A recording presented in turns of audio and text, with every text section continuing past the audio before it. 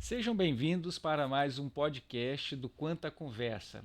Este é um podcast produzido em associação do Planetário de Vitória com o Show de Física da UFES. E hoje estamos aqui para uma conversa com o professor Dr. Laércio Ferracioli. O professor Laércio atua no programa de pós-graduação em Ensino de Física da UFES, é pesquisador do CNPq, e professor aposentado, continua na luta, né? Defensor incansável do ensino, da formação de pessoas e principalmente um atuante contumaz da divulgação científica, né? Sempre aí nesse trabalho de levar a ciência para as pessoas, de levar a ciência para o nosso público jovem, o nosso público-alvo, né? E hoje estamos aqui para conversar e prestar uma homenagem ao professor Enio Candotti, falecido no último dia 6 de dezembro, e nada melhor, ninguém melhor para falar dele do que o professor Laércio. Professor Laércio, quem foi o professor Enio Candotti? Saudações a todos, né? Obrigado, José, pelas palavras. E respondendo a sua pergunta, eu acho que o Enio Candotti, né, é uma daquelas pessoas brilhantes, né, que eu acho que a gente não precisa aqui falar que ele foi criador da ciência hoje das crianças, foi para a Argentina criar a ciência OI, que até hoje se mantém. É uma pessoa sempre muito ativa, presidente da SBPC 4 vezes, presidente de honra. Mas essa conversa nossa, Giuseppe, eu gostaria muito de focar, né, o tempo que ele ficou aqui no Espírito Santo, né, que foi do período de 1995 até 2008, quando ele se aposentou. Eu acho que é importante porque as homenagens que fizeram ao professor Enio, né, SBPC, SBF, CBPF, Ciência Hoje, está cheio de textos celebrativos, e acho que o nosso papel aqui é mostrar o quanto que foi. Eu costumo dizer, Giuseppe, a passagem do professor Enio Candotti pelo Espírito Santo foi uma saraivada de fogos de artifício, né, que ele foi passando e deixando um rastro, e sempre de uma maneira que ele era um líder, mas que nunca aparecia.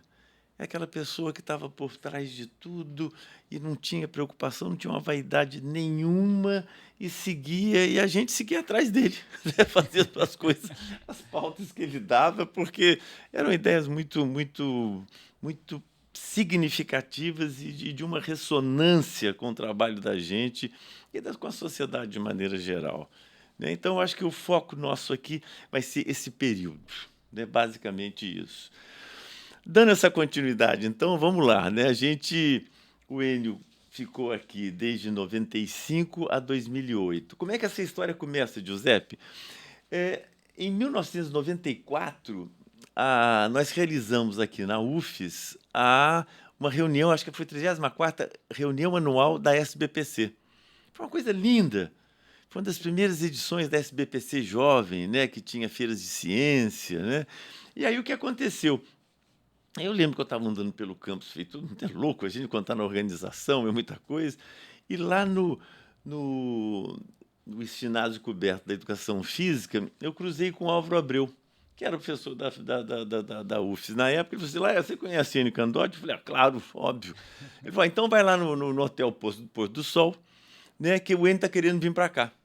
Olha. E aí eu peguei o carro na hora, fui para o hotel, e ali liguei, ele desceu, e ali começou essa conversa dele vir para cá, né? Ele externou, confirmou essa ideia dele querer vir para cá, ele enxergava que aquilo poderia ter uma ação mais incisiva, né, como um centro maior.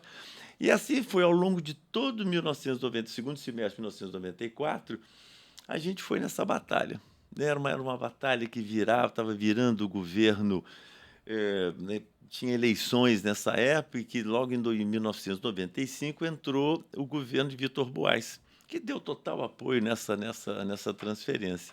Enfim, fevereiro de 1995, estava Enio Candotti aqui no departamento de física da UFES. Coincidentemente com a minha chegada aqui como estudante de física. Olha que coisa linda. Belíssimo, belíssimo, belíssimo comentário. É isso. E assim vai. E é que eu sempre digo, né, as pessoas que foram alunos do Enio Candotti na graduação, né, eu acho que de alguma forma eles vão criar uma associação dos ex-alunos do Enio Candotti, porque cada um tem uma história. Aliás, podia ser um podcast, você tem que chamar pessoas, mandar as pessoas e fazer uma gravação falando de Enio Candotti. Sim, sim, tem toda a razão. Eu tive esse privilégio também de interagir com ele, de ser monitor dele, enfim, de várias atividades, né? Principalmente na mostra de física, que agora se transformou em mostra de ciências, né? Belíssimo o seu depoimento também. Aí revela a natureza desse senhor, sim. Né?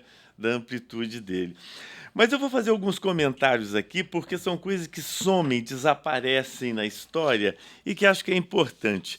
Então ele chega aqui no início de 95, Giuseppe, e logo a gente começa um projeto, ele chamando, eu estava trabalhando junto com ele, era um projeto belíssimo, com a proposta de trabalhar com a Secretaria de Educação, Estadual de Educação. Era um propósito que era a produção de encartes em todas as áreas, né? E o Enio começou a contactar pessoas da física, química, biologia, história, geografia, sociologia, educação, que a proposta qual era? Toda terça-feira sairia um encarte com foco em divulgação científica e popularização da ciência, que seria distribuído junto do jornal A Gazeta. Olha. Seria distribuído para os 78 municípios do estado. Quem comprasse esse jornal levaria e, ao mesmo tempo, todas as escolas daquele município receberiam o encarte para ser trabalhado em sala de aula. Que bacana, né? Isso estava tudo arrumado, com a Gazeta arrumada. Eu tenho um protótipo na minha sala do primeiro encarte disso que a gente estava fazendo. Mas era um projeto muito grande, né, Giuseppe? Então, essas coisas vão, voltam. E, apesar de toda a movimentação, em algum momento, essa coisa meio que desarticulou, né? E como ele era um incansável, né? Ele era um incansável, ele nunca parava, bom, mudou de assunto, então vamos mudar de assunto também. E aí ele era um incansável, sigamos, né? Então ficou essa coisa desses encartes, uma ideia maravilhosa. Na sequência, Giuseppe, Enio ficou conhecendo, né? A gente andando pelo centro, ele viu o Palácio Domingos Martins, que era onde era localizada a antiga Assembleia Legislativa, em frente do Palácio do Governo. Ele olhou aquele prédio e daí comentou, né, porque a Assembleia está se mudando para o lugar lá da Enseada do Soar hoje. Ele falou assim, que interessante. Aí começou uma grande movimentação junto à Assembleia, que quando a Assembleia saísse, a gente construísse ali um museu de ciência e arte. Olha, desde aquela época já tinha, né? Tem um encarte que eu tenho isso comigo, né? Foi produzido aqui num convênio da Assembleia Legislativa do Espírito Santo, junto com a universidade. Foi produzido esse encartezinho com uma proposta, todo o projeto, tudo arrumadinho, tudo pronto. Sigamos para o próximo projeto. Próximo assunto. No próximo assunto. Né? Porque são ideias muito grandes, Giuseppe, né? Essas coisas que você vai falando, né? A gente tem experiência disso aqui, né? Essa coisa que vai fazendo, a coisa meio que tropeça. Então, sigamos, porque a vida não pode parar. Mas né? a perspectiva do incansável é essa, né, Laércio? Se não dá certo aqui, vamos pro próximo. Não, né? vamos embora, sigamos, né? E houve até uma grande reunião, né? Uma coisa que todo mundo aplaudiu. E uma coisa belíssima, né? Um projeto belíssimo. Você olha aquilo, que cuidado, né? De bem estruturado, com a experiência que ele tinha toda disso, né? Mas, enfim, vamos para o próximo assunto. O próximo assunto foi logo em 97. A gente tinha aqui uma grande movimentação do CA Galileu Galilei, né? Dessa coisa de fazer uma amostra, fazer alguma coisa. E já tinha uma inércia no sentido de se produzir o que a gente faz hoje com a amostra de ciência. Aí o que aconteceu? Em 1997, nós realizamos a primeira amostra de física e astronomia, no qual você era um jovem aluno, que eu tenho uma série de Sim. fotos aqui, né? Tem uma foto do Enio com a gente ali. Ou seja, então, e o O Enio papel. ali explicando os experimentos, Não, né, e tem uma Laércio? foto do Enio em frente de uma cuba de ondas, é o menino que está ali. Aquele é o menino que está na cuba de ondas, explicando aquela cara de felicidade ali. Né? E o papel do Enio não dá para negar, né, que foi decisivo nesse projeto, na realização da mostra de ciências. Tínhamos professores no departamento, lógico, vários professores com uma tradição muito grande, mas faltava uma faísca para essa coisa acontecer, e aí aconteceu aquilo que foi uma coisa maravilhosa, que você foi monitor, todos a sua Sim. turma, todo que a gente seguiu isso em frente. Que foi sempre uma parceria muito grande, né, Lércio? É bom a gente também deixar registrado dos estudantes, né, com essa coisa dos professores e que permanece até hoje, né? Permanece até hoje, E nessa exatamente. perspectiva do Enio, dele ser incansável e dele deixar as coisas, né? Nunca me esqueço disso. Desculpa Não, cortar o acho que nós assunto estamos falando aqui, do homem aqui. mas é porque eu me lembro muito bem disso, né? Da preocupação dele da gente deixar sempre alguma coisa preparada, escrita e sistematizada para o evento do próximo ano, né? E nessa esteira que a gente gerou todos aqueles banners que, inclusive, hoje estão lá Na pós-graduação, no pé da pós-graduação, lá aquelas coisas. Da pós-graduação da física, Da né? física. E vários, né? Isso foi utilizado durante vários anos, né? E ele sempre nessa perspectiva. Aqueles cavaletes também de madeira, né? Para a gente poder colocar os banners explicativos.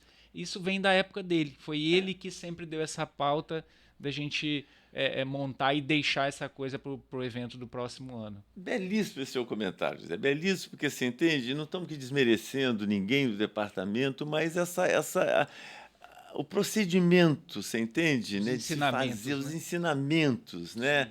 Essa coisa dele você deixar a sua impressão digital. E começado lá, a gente isso há 30 anos, né, Giuseppe? Sim. A gente está agora, desde 2006, a Mostra de Física e Astronomia, por papel da gente mesmo, nessa articulação, trazendo novas áreas, virou Mostra de Ciência. Ciências eu estou até com a camisa aqui, claro. né? Coisa que é uma coisa que realmente ganhou uma outra dimensão, né? Claro, várias mãos, mas a mão do Enio ali foi aquela mão que, sabe, deixa essa coisa. Aquele DNA lá do início. DNA, né? exatamente. Essa coisa de deixar memória, né, José? Você tem que deixar memória para a coisa andar. Sim. Né? Eu acho que isso é muito importante. Bom, a partir daí fizemos a mostra em setembro, né? Que naquela época acontecia em setembro, né? Que as fotos aqui você mostra até. Sigamos, né? Sigamos o incansável.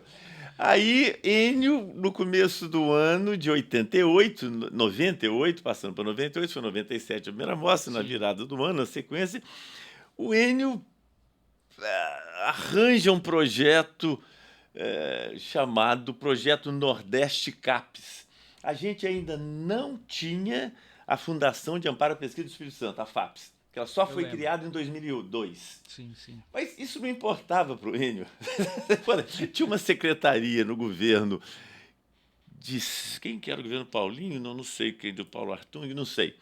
Eu tinha uma secretaria, um nicho disso aí. Ele fez uma confusão, fez ali, armou um convênio com a CAPES, e que desse convênio, do que eu me lembro, 4 programas de pós-graduação foram criados. Olha. E a área de ensino de física, que hoje nós temos o nosso próprio mestrado profissional, foi a criação da área, isso passado na CAPES, nesse projeto, né, a criação da área de pesquisa e ensino de física dentro do programa de pós-graduação em física. Que legal, hein? Então, em 1998... Teve também a participação do Enio nisso. Claro, ele era um estabelecedor de políticas públicas, né?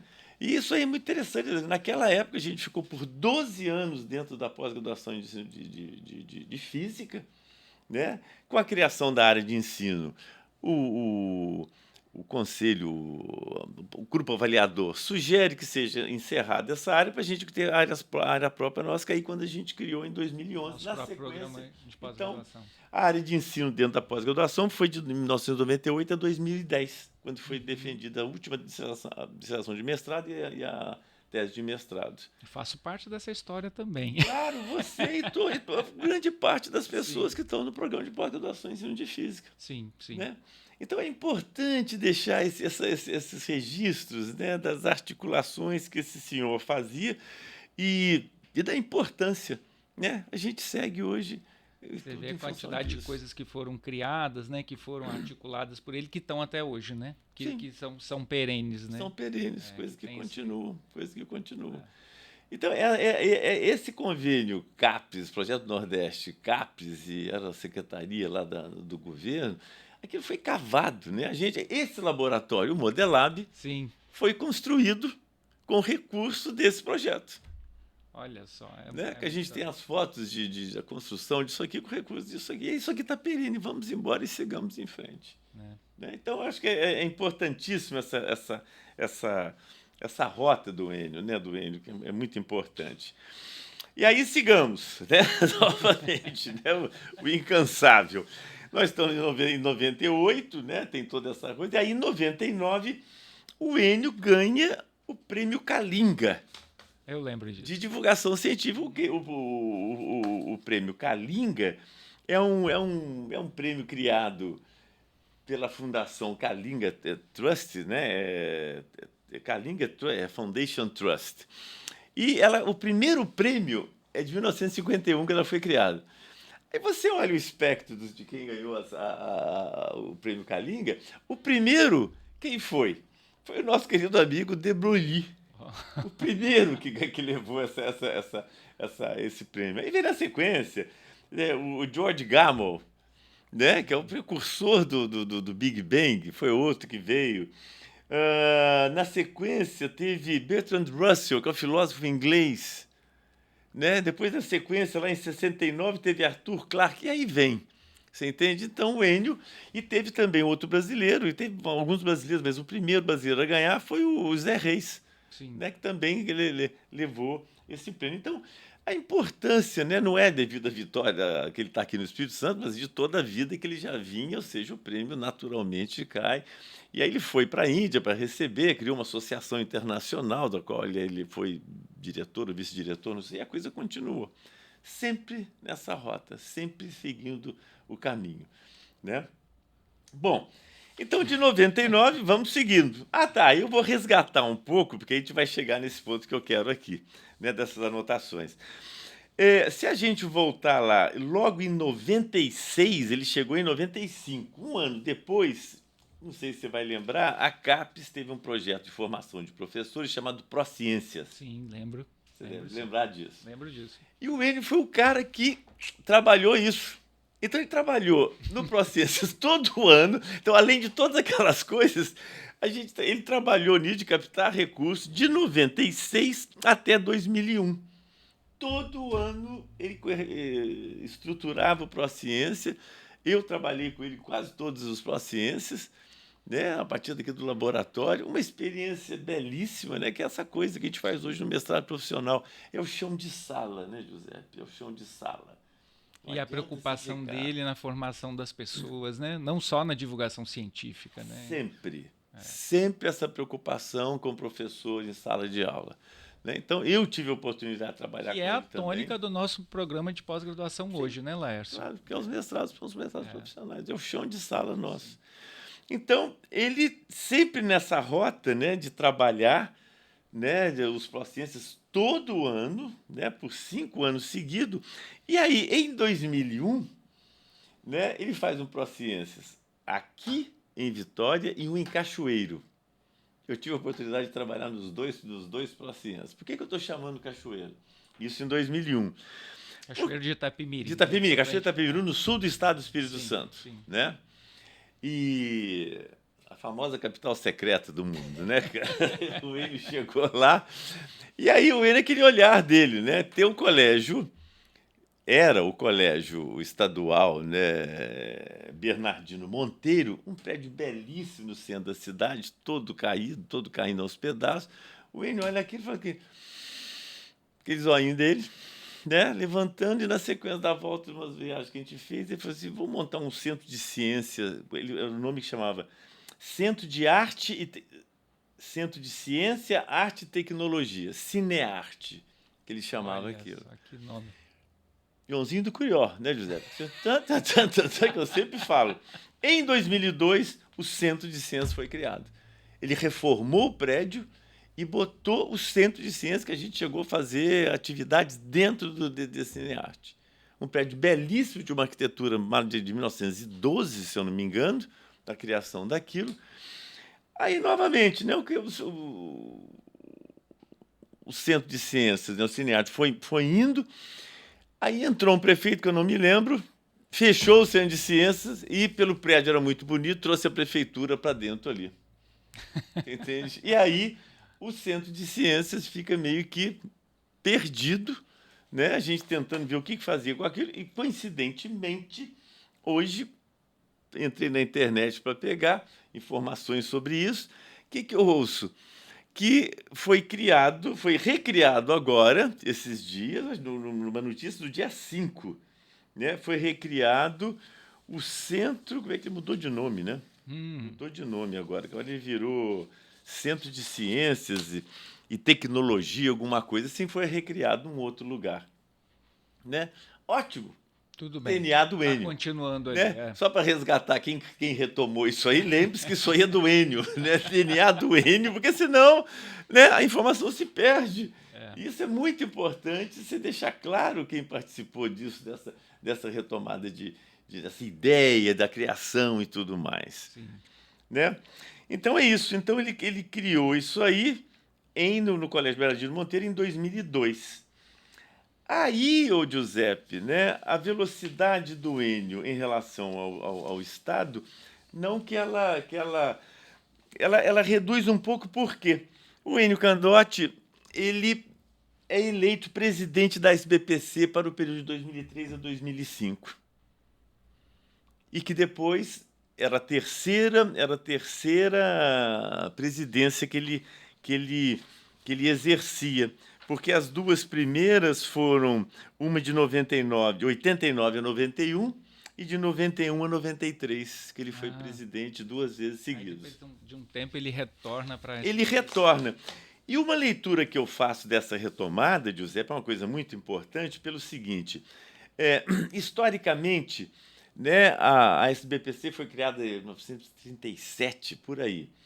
E a época do César Lattes começando essa coisa, o Brasil começando a mexer com ciência, a USP sendo criada, a Faculdade de Ciências e Letras, que tinha um curso de Física no Rio também por aí, a ciência chegando no país, a SBPC criada. A SBPC era uma associação científica que conglomerava todas as áreas que a gente tinha, que era quase nada. Associação científica do momento. Do momento que você tinha. E aí isso foi crescendo, foi arrastando, foi levando, foi trabalhando nessa rota. Quando veio a época da ditadura, né, a SBPC teve um momento político, né, ela carregou um movimento de resistência até 1995, isso é inegável, né? E isso foi até quando a ditadura acaba, em 85. De 85 criou-se um vácuo. Vácuo no seguinte sentido, que na década de 70, 80, 60, 70, 80, você começa a articulação das associações científicas tópicas. Então você tem a criação da SBF, você tem a criação da Sociedade de Química, e aí você começa a ter, cada associação dessas começa a ter seus eventos tópicos próprios. Sim. E a SBPC, de uma certa forma, ela continua na luta da divulgação e popularização da ciência, trazendo ainda todas as áreas, mas num movimento meio difuso. O que o Enio faz quando ele entra em 2003? Em articulação com o governo novo que estava entrando de esquerda, que deu total apoio a isso, o que aconteceu? O Enio traz para dentro da SBPC uma articulação que a gente carrega até hoje, que é a ciência, a tecnologia e a inovação. Pode ser que alguém reclame disso um pouco, né? Porque junto com o governo federal, quem era ministro era o Sérgio Rezende, né? O Sérgio Rezende trouxe essa pauta junto com essas pessoas, e o Enio, dentro da SBPC, traz essa pauta, que é a pauta que a gente está trazendo até hoje.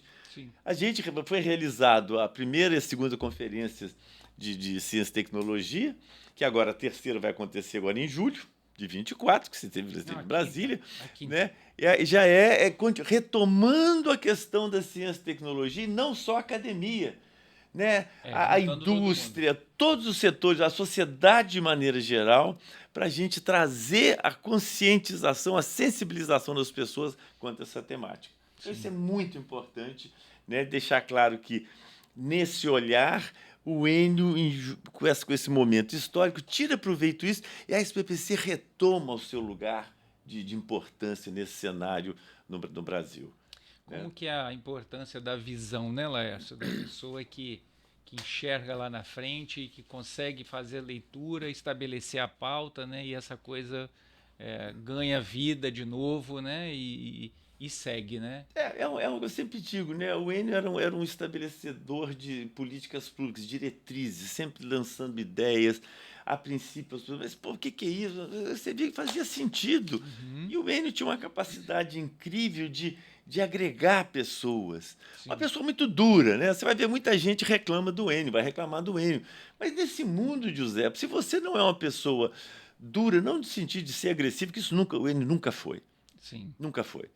Né? Mas uma pessoa dura, você tem que tocar à frente os projetos dessa forma. Né? Não tem acordo. Acho que ele defendia com muita energia, né, os pontos. E muita honestidade, Giuseppe, muita honestidade, né? Zero de vaidade pessoal, você entende? Sempre pensando na coisa maior, né? No bem público, na sociedade de maneira. Eu acho que é por isso que ele convencia todo mundo. Sim. Você entende? Ele conseguia trazer esse exército de pessoas, né, para seguir as ideias dele. Bom, Laércio, deixa eu só terminar aqui um pouquinho, desculpa. Claro. É que a gente entra, então o Enio fica de 2003 a 2007. E ele sai em 2008, ele encerra, e vem para 2008 ele volta. Mas a reunião anual da SBPC de 2007 acontece em Belém do Pará. Ele era o presidente ainda. E ele, numa apresentação, faz um desafio ao governador do Amazonas e Enio Candotti. E acho que a diretora do INPA, né, de Manaus, para se criar o Museu da Floresta. E o argumento dele era óbvio, Giuseppe.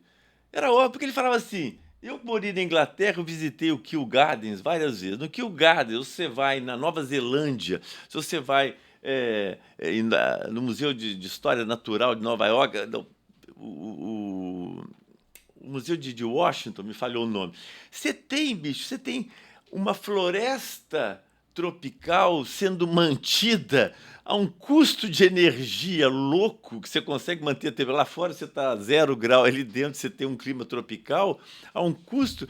E o que o Enio falava muito bonitinho, assim, ele falava assim, gente, mas você não tem inseto, você não tem formiga, porque a coisa foi implantada. Sim. Então ele fala, para que fazer? A gente está aqui dentro da floresta, aqui, então vamos montar o Museu da Floresta. Isso foi em 2007.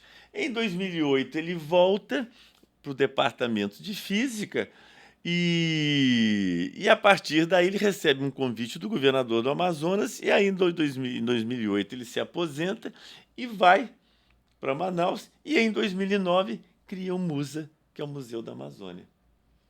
Como eu estava te mostrando aqui também, que a criação do MUSA, a localização é uma localização de resistência, porque se você olhar no mapa, na região norte de Manaus, você tem a reserva Adolfo Duque, né, que foi um inglês que no começo do século passado veio e fez essa reserva, e a população invadindo. Aí o MUSA é uma lingueta de, acho que são 6 quilômetros por 2, uma coisa assim, e se você olha no mapa, é um ponto de resistência ao desenvolvimento maluco, desenfreado, que você não tem. Impede que a cidade continue avançando. Você olha nos pedaços assim, você vê que já estão invadindo a reserva do Adolfo Duque, mas o MUSA está ali.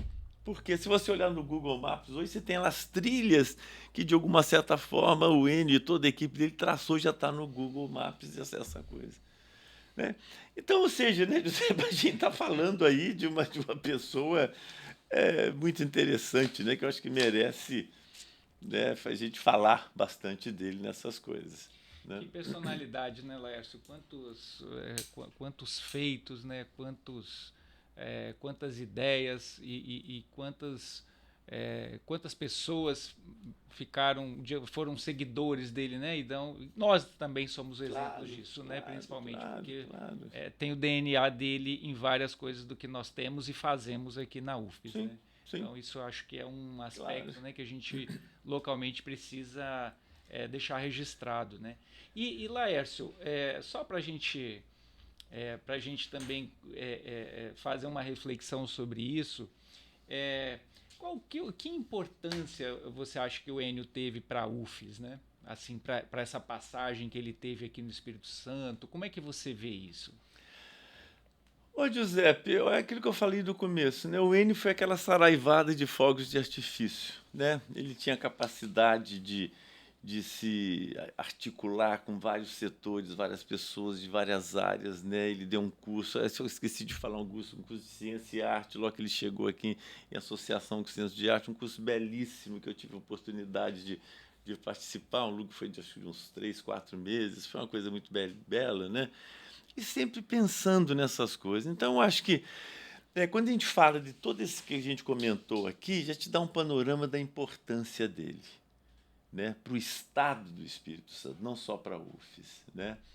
Agora, uma coisa que eu acho muito importante, José, que seria muito pertinente, eu acho, se você começa a fazer celebrações sobre as pessoas, homenagens, né? Aí a gente teve agora lá em Brasília, né, o Encontro Nacional de Popularização da Ciência, colocamos o nome de Enio Candotti. Claro, uma natural homenagem a Homenagem. ele. Né? A BCMC parece estar articulando um vídeo sobre a vida do Enio. Belíssimo, acho que tem pano para manga para fazer isso. Mas essas coisas, José, eu tenho a visão que elas são muito passageiras, você entende? Você faz o EV do Enio Candotti, foi, ninguém lembra. Tem um vídeo, você assiste, mas foi. Então, eu acho que uma forma da gente perenizar, né, a ideia do Enio de construir esse futuro é uma coisa que eu tenho conversado com colegas da BCMC, tenho conversado com colegas do Rio, da gente talvez fazer um movimento de criar a Cátedra Enio Candotti na CAPES. Não sei se você sabe, a CAPES tem várias cátedras. Eles têm um procedimento específico, né, que tem editais a todo ano. Né? A cátedra Enio Candotti teria um enfoque na divulgação da ciência, da divulgação científica e popularização da ciência. Por quê? Quando você lança editais anuais, você está perenizando a ideia desse senhor. Ele não vai ficar encapotado, encaixotado num evento, num filme, alguma coisa. Se você traz isso de uma cátedra no Candotti na CAPES, os recursos são pequeníssimos, você entende? Se você articula o MEC junto com a CAPES, você MCTI com CNPq, bicho, sabe, são recursos muito baixos para ter qualquer senão nessa proposta. E a criação disso, a gente estaria perenizando essa ideia, tanto a divulgação científica e popularização da ciência, como o nome do Enio, que foi o nosso eterno divulgador da ciência. É uma referência continuada ao nome dele, né, Laércio? E Claro. as novas gerações, futuras gerações, sempre terão oportunidade de fazer a pergunta, né, quem foi o Enio Quem foi Enio Candotti, né? Candotti? Porque está escrito ali, né? E essa coisa naturalmente desperta a curiosidade, né? Eu acho que é isso, né? Eu acho que é essa que é a visão, né? Claro, né? Aí que no começo a gente estava falando, uma visão muito pessoal, né, Giuseppe? Você sabe muito bem, eu tive uma Laércio, vivência. aproveitando que você está falando disso, né, só Aham. para a gente não perder esse gancho, né, você se tornou muito amigo do Enio, né, desde a vinda dele aqui. E seria legal também se você falasse um pouquinho É, da questão mais pessoal, da sua amizade com ele, né? eu me emociono, né? Como você vê aqui, né? Eu acho que o, essa vivência com o Enio foi de um aprendizado, né, muito grande. né? Essa batalha para a gente trazer para cá, aí vem, aí cada projeto daqueles, próximo, próximo, que a gente montava de próximo e vão fazendo. Então, isso você vai ganhando, né, uma cancha, né? E é como eu sempre falo, eu entrava sempre de aprendiz de feiticeiro naquilo ali, né? Não tem a menor dúvida disso aí, né? Então, para mim, foi um deleite, foi uma janela de oportunidades, né? Que eu tive a oportunidade de me tornar muito próximo dele, né? Muito no rame-rame do dia a dia, né? Na vivência com os meus filhos, né? Que eu lembro do tio Enio, né? Quando eu falei que ele tinha, eu falei, que pena, né? Ou seja, tem essas coisas. Então, e a vivência no departamento, né? Quando a gente criou esse laboratório, né, Enio participava aqui eventualmente dos nossos eventos, dos nossos seminários, ele deu palestras para a gente, né? Lembra quando ele deu uma palestra numa abertura do Mene, quando a gente estava com umas aberturas do PP Genfis, umas palestras que a gente sempre dava no início, ele deu uma Sim. palestra disso, né? Então é isso, né? Eu acho que foi uma grande oportunidade ter tido essa vivência com ele, e agora a gente tem que passar isso para frente, né, Giuseppe? Né? É isso aí que fica. Né? Porque quando a gente morre, né, no dia seguinte, a vida segue, né? Então, daí essas ideias, essa ideia da cátedra Candotti, Enio Sim, Candotti, eu acho que isso é muito sim. importante. Acho que você traz um aspecto fundamental dessa questão da perenização, né? Das ideias, do nome, enfim, dos ensinamentos, né? Sim. E a paixão que você fala, né, Laércio, tanto dele, né, e que você coloca mesmo nas palavras, e a gente percebe, né, o quanto você foi próximo e viveu tudo isso, né, é muito inspirador, né, o seu próprio exemplo, né, É. e o exemplo de vocês, né, que são também nossos guias, né? Então acho que isso é muito legal, muito bacana para a gente que também está numa geração um pouco antes, né, de vocês, e acho que são ensinamentos para a gente realmente guardar, né, e seguir, né?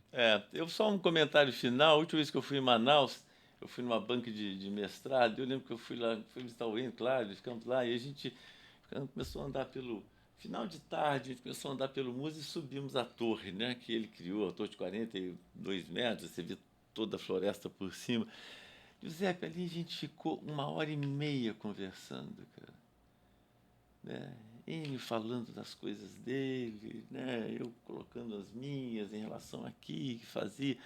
Ele com aquela tranquilidade dele, aquele pôr do sol, que me veio pôr do sol, a gente sentado lá em cima, que tem uns bancos lá de metal. Aquilo foi de uma profundidade, você entende? Aquela floresta no fundo, né? Vendo aquele senhor falar, a gente trocando ideias. Aquilo é o que vem da minha memória sempre quando eu penso nele, né? É isso. É isso, Giuseppe. Que belo depoimento e que bela homenagem. Muito obrigado, Laércio. Muito obrigado por você ter resgatado todos esses pontos da memória, né? E para a gente deixar registrado também, por ter enfatizado e marcado todos esses ensinamentos, né? Certamente são uma referência para a gente, né? Para a nossa geração, para gerações futuras. Certamente, Giuseppe, certamente. É E isso. obrigado pela oportunidade de estar aqui me É isso. emocionando, É um falando desse prazer. senhor que, né, a gente tem que falar muito dele mesmo. Um prazer muito grande para a gente. Então é isso. A gente encerra mais esse episódio, né? Muito obrigado pela audiência e mais uma vez a gente agradece o professor Laércio. E até a próxima.